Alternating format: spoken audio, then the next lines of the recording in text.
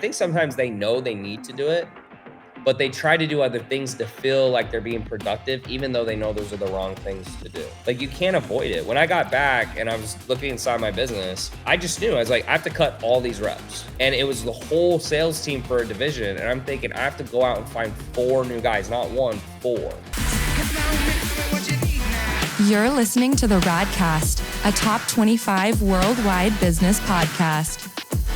If it's radical, we cover it. Here's your host, Ryan Alford. Hey guys, what's up? Welcome to the latest edition of the Radcast. I'm Ryan Alford, your host. We say if it's radical, we cover it. We might cover it more than once.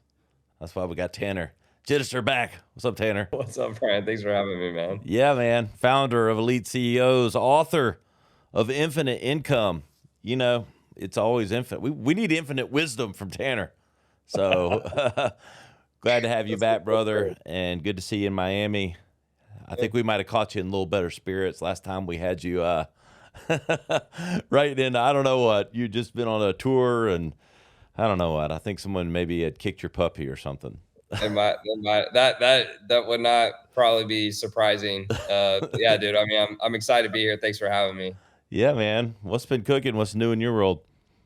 Well, really since how long ago did we talk about? What, 3 months ago? Yeah, or so? I think by the time this will be airing, 4 or 5 months. Yeah. Yeah. So I mean, quite a bit's happened. So I came back from traveling, and I had to kind of get my hands back in the business. It was a little bit of a mess, and it's my fault. I mean, it's always your fault, unfortunately, which is the sucky part about being the leader.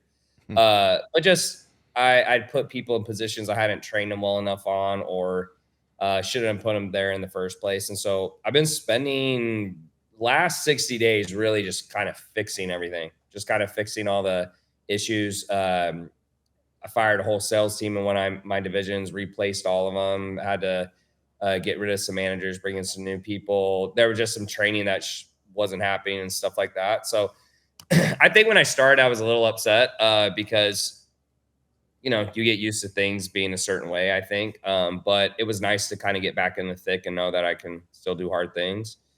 Outside of that, I've been working on something behind the scenes that I'll be launching probably early next year. So I'm excited about that. It hits all the things I think I need to hit a 9 or 10 figure exit. So, it's high priced, it's low to easy fulfillment, and I got the customer base for it too. So I'm excited about that. But that's most of it. So it's really been just balls to the wall since I got back. Not a lot of time to breathe. Yeah, man. I think it's an interesting, we don't want to go too far down the path, but I think for people listening, a lot of entrepreneurs, different people, that story of, scaling your business, letting go of some things, hiring people, not going as planned, having to step back in. I mean, I've been there, and it wears you out, but it teaches you a lot too. I mean, everything's a journey, everything's learning. If you're not learning, you're not growing. I know, I think a lot of people could relate to what that was like. No, 100%. I mean, we were joking about it earlier, but that's one of the things I like about, like the sauna and the cold plunge and working out. And it's good to constantly do hard things so that, when you're needed to do hard things, you can handle it. And I think a lot of people, they're not used to doing those things. So when they're confronted with something, they can't handle it. And I think it was a good reminder, right? Because it's been so easy for me for a long time. And so it was nice to come back and, hey, I'm going to have to do 16, 18-hour days to get things back in place. And I mean, you can imagine training one sales guy, imagine training 4 or 5 all at the same time, so the amount of calls and stuff I was having to do and, recordings, but I love it. I don't know about you, but if I take too much time off, I honestly don't enjoy it. So when I really feel the best is when I've been working really, really, really hard. And then I got maybe a day, 2 days max, and I just get so recharged and I'm just ready to go back at it. I really kind of enjoy that kind of on and off switch. Yeah. I'm similar. Especially now being able to work where a lot of us want to work, like, you're an online, business and do all those things. So it's not like you're having to necessarily drive to an office every day, but you can turn it on your phone and work, as long as you need to. but I enjoy work because like if I used to play golf and now I don't even play golf. I can't imagine playing golf for 6 hours because I'd just be like I feel like I'd be on my phone the entire time, and I don't know. It's like there's not enough. I don't know if I don't have enough hobbies or I just enjoy work or like a combination of the two. Well, I think it's interesting you said that. I think when I was younger, I grew up in a teacher household, so not a lot of money. And I always told my mom, I remember I would tell her, I'm gonna get rich so I can buy those pre-made meals, those pre-packaged like healthy meals, right? Because she'd always get a bunch of pasta and like cheap meats and stuff, and it was not a bad childhood. It just there was 7 kids, and my dad was a teacher, right?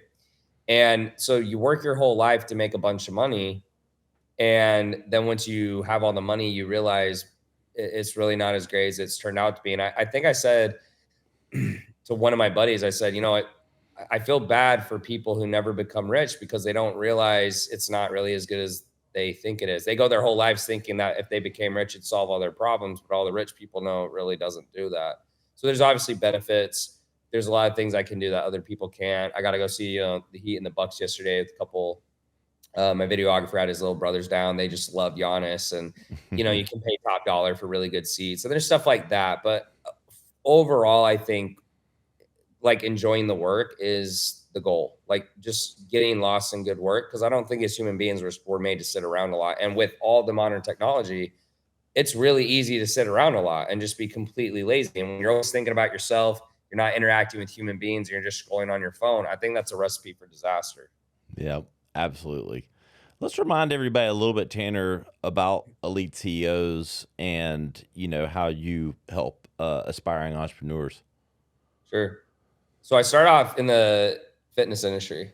When I was younger, I wanted to play in the NFL.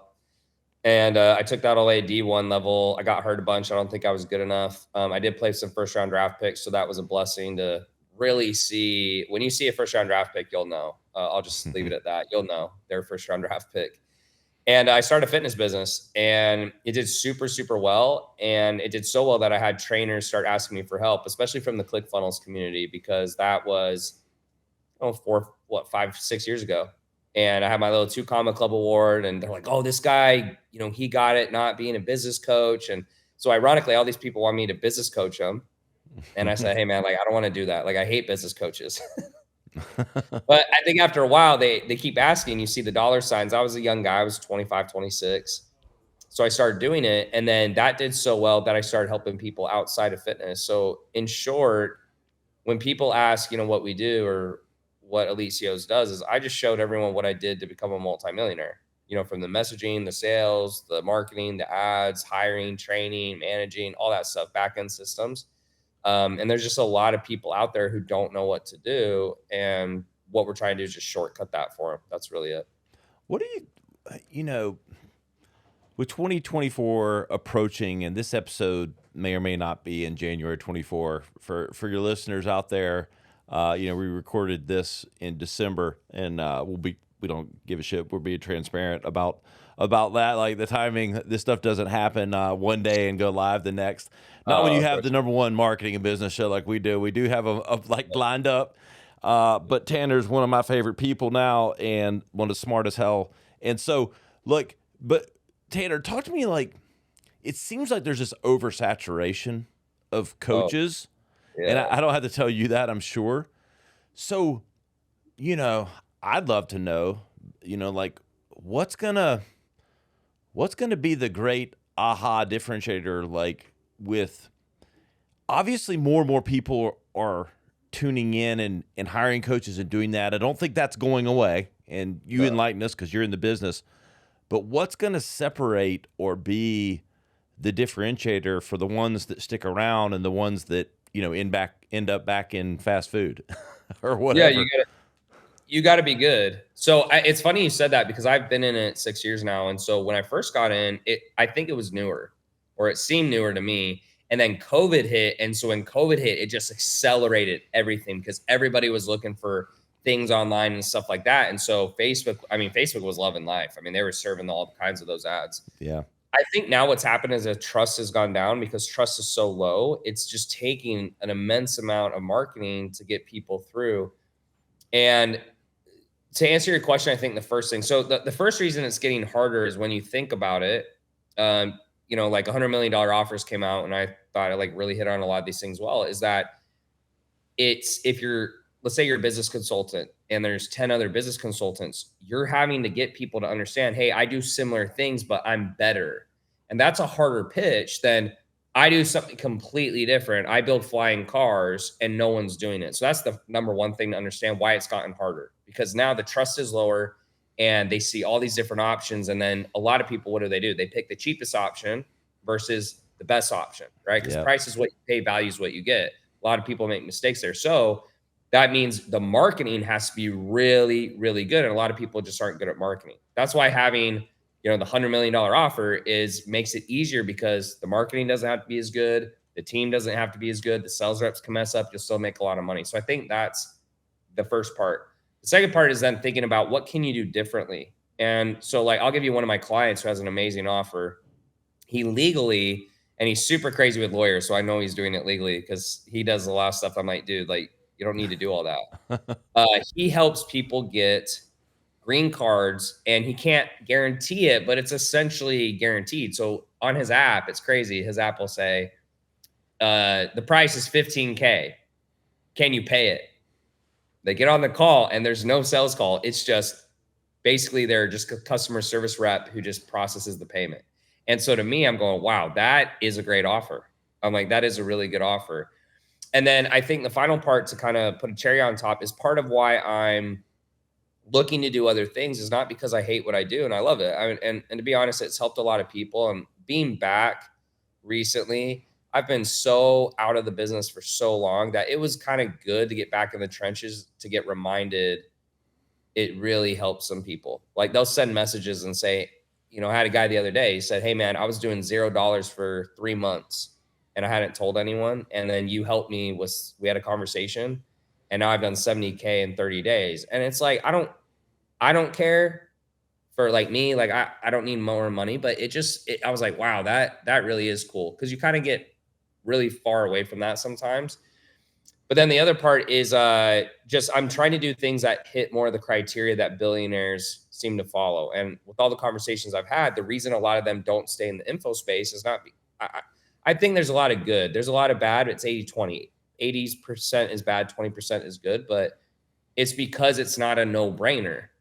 And so when the offer is not a no-brainer, it's very hard to scale because you have to spend so much money on marketing and sales teams, and that cuts margin. So a lot of these companies I've seen just scale to tremendous levels, they basically don't even have to market. So if you get 60% of your expenses back, it's a lot easier to scale. So hopefully I answered all of that, but that's kind of a three-pronged approach there. It's interesting, back to like the offer discussion, finding, and I know Hermosi's got the book out and all these things, and like, but everyone's got guarantees now. Like, it's funny. I remember when it came out, everyone started doing the guarantees. Then $100 million leads comes out. You'll see, like, it's really funny. It's like you see this kind of like tidal wave of shifts. It's really funny. But it's like, are people calling those bluffs? Like, I've seen some lawsuits flying around with some of these people that have, been making the offers. Is about making the offers about keeping the offer.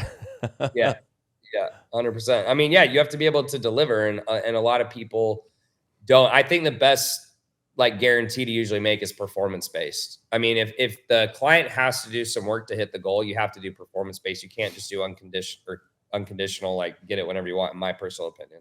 Yeah. And, we do, I own an ad agency and marketing agency, and I've been in the industry for 20 years. And it's become, performance marketing has been both a great thing for marketing and a terrible thing, because what it's done is it's made agencies certainly accountable to outcomes, which was probably a little overdue. However, it's diminished the services that agencies do, the ideas that we create that take time to manifest outcomes, i.e. building a brand. So it takes time for branding to seed, and you don't see branding results overnight. Certainly, if you pay me $20 to run Facebook ads, I should deliver an ROA eventually on that, and that's reasonable. but the value and the things that I'm doing to elevate your brand value, your cachet, your authority isn't paying dividends month 1, 2, or 3, or even month 6. And that's the only thing I've hated about, all this, guarantee performance driven stuff. Yeah.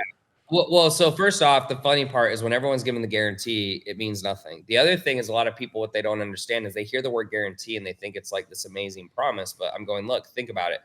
Like if someone says, hey, we'll work with you until you get the result. I go, well, if you haven't gotten in 3 months, why would you want to work with them for another 3 months for free? Like people don't think through. They're just so scared. They're so fear-based that they don't even think through the guarantee.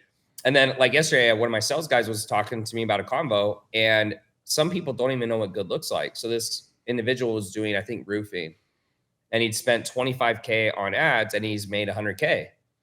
And he's like, well, I think I should have made 10X. And I'm going, 10X? Who told you that? Like 10X, like 4X is amazing. Like 4X, you're crushing. I mean, if you're collecting 4X, 2X to me is my goal. If like we can collect 2X, the rest is like payment plans, whatever, that's fine.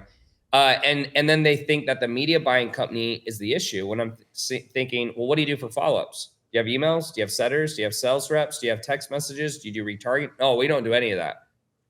So why are you changing media buying companies? And I'm thinking the media buying company who's getting you a 4X return is crushing it for you. You just don't have any systems or follow-up processes, which is more important than the actual ad. So there's a lot of stuff like that makes me shake my head, but people just don't know what they don't know. And if you want to learn from me directly, join my newsletter, ryanalford.com/newsletter. Sign up. I give daily advice on marketing, personal branding, podcasting, life. Give that a shout. Join that. It's free. It's daily. Just like this show, give away our best advice. Just because you turn on something overnight doesn't mean you immediately have the authority to sell it. No. We've like that I'm saying, the diminishment of brand and or reputation. Like brand is a big word or a small word depending on your position, but like it's credibility, it's time, it's authority, all those things. And people forget you got to play that game too. I think brands like YouTube, I think brands like YouTube. So recently we kind of changed. I mean, I've been doing YouTube for forever, not very well. I'll just point that out, not very well, but because I was just throwing stuff at the wall. But recently we started doing these one-to-ones, and it's been great because one, I feel it's more in alignment with my brand. I'm not really trying to be flashy. I just want to put out like good info. And then number 2 was that the videos, like I'm actually helping them build their business in a 2-hour window. And so what's been crazy is like the videos are doing significantly better, like way better. And I think I might be onto something. And it took me kind of years and years and years of like sticking with it. And so I agree with you. A lot of people, they're just so short-term sighted that they're not willing to play the long game. Yeah. And I mean, we all got to make sales and we got to live. So like there's two sides of that coin, but if you're wanting to be an entrepreneur, keep the day job while you build enough to turn that switch and then move over. I think everybody wants to, become the entrepreneur overnight and let that be the only thing they do immediately when it's just not always that easy. Let's talk a little bit. We didn't talk much last time about your book, Infinite Income. I think it's kind of, we're dancing all around and all through probably some of the topics in that, but what are some of the key takeaways from that? Well, the first thing I learned from writing that book is I didn't do nearly a good enough job.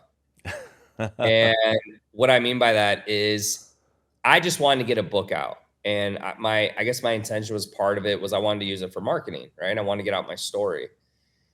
And I remember I asked one of my buddies who had a book that's crushed. And I said, dude, like, why did your book do so well?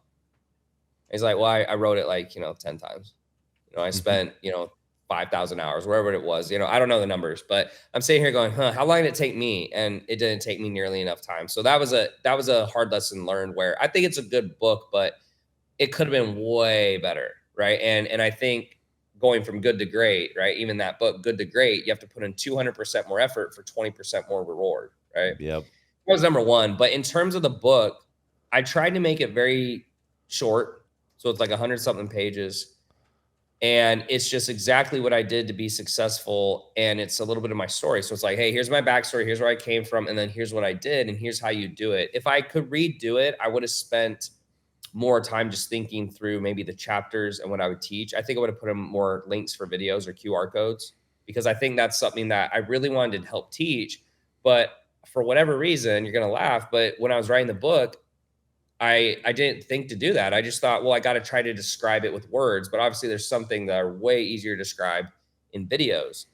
But I think I was a little short sighted and I wanted to get the book out quick and stuff like that. So a couple of mistakes, but overall, if someone reads the book, what they'll get is a little bit of my story and then exactly what I did as I went. So they're getting the story as they go, but then here's how I got my first client. Here's what I said on the calls. Here's what I did in ads, stuff like that. And that was my intention, was to try to help people know where to start, because a lot of books I read, I hate them because they talk about a lot of mindset. And I think some people need that. I'd say most people do. But for a guy like me, I just am like, just tell me what to do and I'll do it. I don't need you to give me all this hard work stuff. Like, I do that. I just need to know what to do. And that's what I tried to make my book, is make it very tactical. Yeah. No, you and I are somewhere in that regard. I get and appreciate that we all have to get be in the right place and create habits that make us work hard and do. All right. I'm not perfect. I'm far from perfect, but I don't need motivation. I don't need the mind tricks. Just cut to the chase. Right. But and I appreciate the hell out of you, being transparent about your process with the book. I think a lot of people resonate with, that honesty and the authenticity, but, maybe using that as the, infinite income and your own experience. What are maybe like a couple of things from, your experience and things in the book, or just, what you know now, that are the biggest, I don't know, shortfalls or things that people don't understand about that process and what it takes to make it happen? Yeah, so there's two clients I spoke to recently. Like I said, I've been out for so long that it's fun to talk to you now because these are recent. So I had two clients, and one is really struggling. They're both struggling. So one was doing 25K a month, and they wanted to get to 100, and they were breaking down crying because their family's going through stuff and their parents and stuff like that. And the other one was kind of more in beginning stages, but similar spot. Girlfriend left him, had to move home. I mean, it was like, it sucks. And so the first thing I do when that happens is say, tell me what you're doing. Just what do you do all day? And more times than not, what they're doing is things that do not produce sales whatsoever. And it just mind boggles me. So I sit there and go, well, what do you do? And how do you make sales? To make sales in a high ticket business, let's just assume the person has a high ticket business, you need to get sales calls. Well, how do you get sales calls? You need leads. How do you get leads? Messages or ads, right? So to me, I'm going, if you're not making the money you want to make, why are you doing anything besides talking to people with cold DMs or running ads? There's really nothing else you should be doing. And what a lot of times they're doing is like, well, I'm taking a course, or I'm reading a book, or I'm making content. And I'm thinking, who watches your content? You have 100 followers. like, you know what I mean? It's just, it's more about what they need to stop doing more than what they need to do sometimes as well. And so what gets me kind of sad is a lot of people will say, this doesn't work, but it's either A, they're not doing it, or two, they're not doing enough volume. So when people will ask me, and I talk about in the book, how many cold DMs did you send a day when you were broke? And I was like, man, I would send at least 200 a day, if not more. And so when I did that, I would make sales, and people are like, well, I can't do it. I'm like, you just don't want to do it for 8 hours because that sucks. But I was willing to do it. And so that really is the biggest pitfall. As they scale, it turns more into team building. A lot of great solopreneurs, horrible with people, horrible at management, horrible at understanding that they need to think about them and not themselves. People don't work for you, they work for them. So how can you make it advantageous for them to help your mission? Those would be the biggest three things. And that's what gets me frustrated, because a lot of times they're just doing the wrong stuff, and it's so fixable, and they feel hopeless, but it's really not. They just don't know what they're doing. Yeah. And you've experienced it firsthand, and I assume, I don't know, and I don't even have the guy's name to give him credit for, but he's well known like in the sales and marketing industry, and he pretty much says like leads are everything.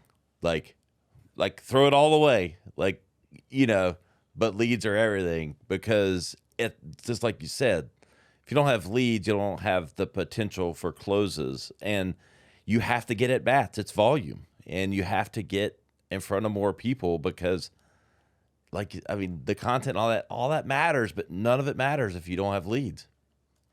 I ran an ad back in the day. It was called Rich Trainer versus Poor Trainer. It was off Robert Kiyosaki's Rich Dad Poor Dad, right? Yep. A lot of people get pissed off, but it worked really well. And the premise was all of these trainers are so good at the exercising and the cardio and the meal plans, and you're broke. I'm like, well, why are you broke? Because you don't know how to get sales. You don't know how to get customers. You're not convincible enough, right? And so it was funny that I'm probably one of the highest paid trainers ever. Like, I don't know, maybe someone makes way more than that. But I mean, even when I was just only doing a fitness company, I was making a couple million a year. Most trainers, best paid trainers in Miami, probably 250, 300 a year, right? Best paid. So it wasn't because I was the best trainer. And I even said that. I'm like, there's a lot of trainers who are probably more experienced and better than me, but I was better at sales and running a business. And you're right. I mean, you do need a good product eventually, but I think even marketing and sales supersede a product for beginners, because they don't know your product is good or bad till they buy. Yeah. So if you can't even get them to buy, they're never even going to experience your product. So I would agree with you. It's a huge issue for most people. And honestly, the way they could fix it, they won't do it. But I tell people, go do door-to-door sales for 3 months. You'll never suck at sales again, but they don't want to do it. They don't want to. So it takes them years and years and years and call and call and calls. Door-to-door sales was a blessing for me because I would do 100 doors a day.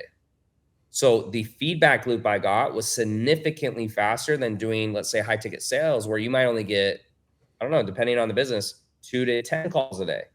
So your feedback loop takes, probably 10 times longer than if you did door-to-door sales, and it's easier than door-to-door sales.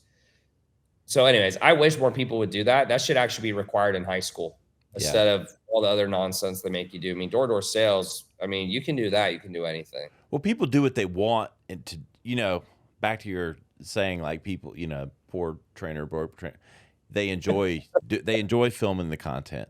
They enjoy doing the exercises. They enjoy talking more than they should, to people maybe about things that aren't sales, and they enjoy checking boxes on the page. But it's not fun to cold DM 400 people in a day, or to cold call 40 people in a day, and so we can make all of the excuses in the world, but we do what we want to do. Right? Oh, 100%. and it's funny that I mean, I've had a couple posts recently where that's the thing that frustrates me. It's you guys are doing all these things to avoid the work that you need to do. It's almost that I think sometimes they know they need to do it, but they try to do other things to feel like they're being productive, even though they know those are the wrong things to do. Like, you can't avoid it. When I got back and I was looking inside my business, I just knew. I was like, I have to cut all these reps. And it was the whole sales team for a division. And I'm thinking, I have to go out and find 4 new guys, not 1, 4. And I didn't want to do it, but I just knew that's what I had to do. And I think a lot of people avoid that, and they'll try to go, well, maybe I can fix it. Maybe I can just work with this person. And sometimes you just have to look reality in the face and just go at it. And I just think a lot of people, they don't want to do it. Yeah. But is there something, I guess, other than just the hard reality of truth, like that you get that when you're working with people to get them over that hump? Or at the end of the, I know at the end of the day, it's just that person's got to decide to do it. But is there one trigger or another, or is it just so individual? I think it depends on the person. I think I'm a very logical, kind of straight, no BS type guy. So I think it does depend on maybe the person I'm talking to. I mean, we have like I'll have mindset coaches and stuff on staff in case like I miss the mark. I'm like, hey, like, talk to them in case like I'm being rude to you or you like don't like how I'm saying it. But a lot of times I try to get people to think of the worst thing that can happen. So I'll say, I just say, I'm like, what's the worst thing that could happen? Like, well, I could lose everything. I'm like, okay. So if you could lose everything, then that should be strong enough motivation to send a couple messages. Yeah. Exactly. Right. I because for me, that's where I got so low in life. I just was willing to do anything.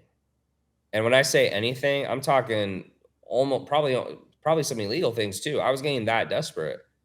I didn't want to go down that route, but I was so desperate where I finally said, you know what, I will do anything to be successful or I'll be homeless. And I was genuinely fine to be homeless. I was like, if that's what it takes, that's what I'll do. But it's very different saying it and it's very different feeling it. And I think a lot of people, they talk a lot of shit, but their actions say otherwise. And that's what's always been frustrating for me, because the way my dad raised me is he just raised me that no one's coming to save you. And I think people forget that. They think that it's going to magically happen and just won't. No one cares. The government's busy doing whatever they're doing, and no one's going to help you. And it's a hard reality for some people to face, because it's kind of sad. It's kind of lonely. But I try to get people to kind of understand that, and whether it's through motivational words or using my own stories, there's nothing I haven't done that I ask people to do. Yeah, Like, exactly.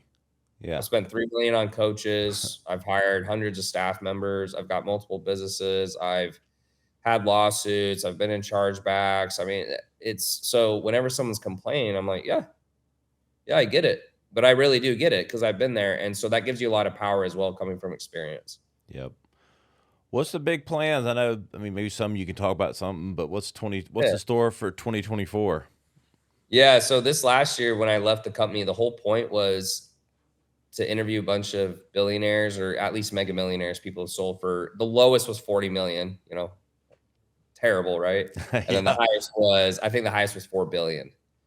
And the thing that was the same across the board, typically bootstrap billionaires, so no VC capital, was they had an internet marketing background, which I thought was very interesting, because it gets a lot of shit, but they understand how to market. So you mix that with a good product, and good products that I typically saw scale was $1,500 plus, easy to know fulfillment. Okay. 2 examples. Justin Hartfield sold Maps, I think it's 1.6 billion, and it was Yelp for weed. So there's no fulfillment, right? Mm-hmm.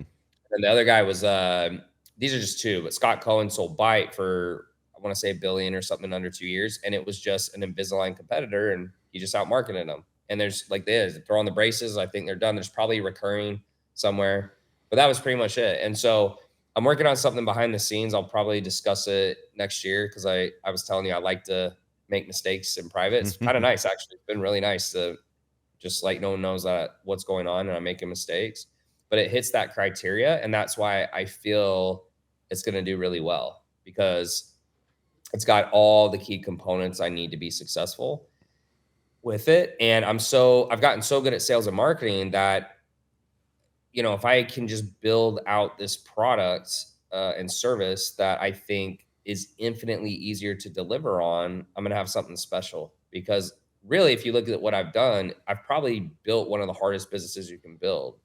30 million a year is pretty much top line for most consulting info space companies. I mean, maybe if you get above that, but it's very rare. That's usually about the top line. And so I've hit that, right? I've done big numbers. And so to me, I'm going, man, if I can do that, this will be a cakewalk. At least that's where my head's at. And I could completely fail and it'd be an utter failure. That's also why, I'm not saying what it is yet, because I could completely bomb. And then you're going to be like, well, Tanner, how'd that work out? And I could tell you then it didn't go well, but then we'll have you on. We'll have you on, and you can write the book about the failure. See, that's the thing. Yeah. Right? That's part of the brand. Infinite income would be hilarious, because then I feel like infinite misery or something like that. But that's what I'm excited about now, is I'm just trying to continue to push myself. And I'm 31 now, and I feel like I'm ready for the next step in my career. Like, I'm just ready to do something big, like really big, where people don't just say, oh, Tanner's just a coach. Like, that's not how I want to die. And nothing wrong with it, but I just don't want to be known as like a coach. I want people to kind of look at me like, damn, like, that's impressive, and not for other people, but it's for myself. Like, I want to prove to myself I can do it. Hey, you can't be legendary unless you take chances. That's 100% true. It's been good catching up, brother. Where can everybody keep up with all the things you got going on? Yeah, honestly, Instagram has been the best. So if people, I'm putting out like crazy amounts of free content right now, and it's been doing really well, and it's really been exciting for me. So if anyone's watching this, just shoot me a message on IG at Tanner.Chidester. Maybe mention Radcast, like just say Radcast, so I know you came from there. And I'll try to hook up with any resources that are helpful. And yeah, I've really been enjoying life lately doing that. So that'd be great. Sweet. You guys can find all of Tanner's info in the show notes from today, and you know where to find us, theradcast.com. Search for Tanner Chidester. You'll find a couple of his episodes and more to come. It'll be either the biggest blow up one way or the other. We're here to tell that story. Appreciate you, brother. Thanks for having me, man. I was glad to be here.